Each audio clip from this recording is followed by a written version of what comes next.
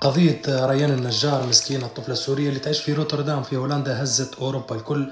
تعرف الحكاية سمعنا بها وقت اللي صارت، هزوها قلت لها تصور الأب وأخواه الزوز، الأب وأولاده الزوز عمرهم 24 25 سنة، هزوا بنتهم 18 سنة ربطوها في روتردام قلت لها وطيشوها في نهر. والتحريات توا بينت برشا حكايات بعد سنة أو سنة ونصف من الحادثة. ريان النجار مسكينه فما شكون يقول راهي هي ما حبتش تلبس الحجاب، هذاك علاش قلت لها. فما شكون يقول راهي طلعت في لايف تيك توك عامله الميك اب والكل، هذاك علاش يعتبر لهم هما يعني فضيحه في العشيره نتاعهم ولا في العرش نتاعهم في سوريا.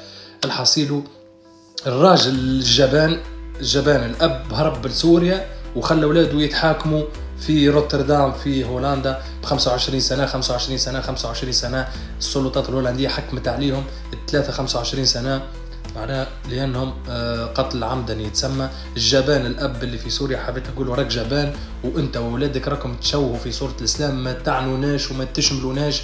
وميساج صغير العرب اسيا، اراكم يعني تشوهوا في صورة الإسلام، هك أراكم في أوروبا تشوهونا نحن معاكم في صورتنا. راهي ثم عباد مسلمة تخاف ربي، ثم عباد فاهمة الإسلام، راهو لهنا نحن رانا في بلادهم ماناش في بلادنا. معناها يزي من الجهل، والإسلام راه مش هكاكا. وراهو الحادثة ذي تو في هولندا، الرأي العام في هولندا كل تقلب وكره الدين متاعنا. ربي إن شاء الله يرحمها ريان، وإن شاء الله ما عادش نشوفوا حوادث يعني تتعاود هك.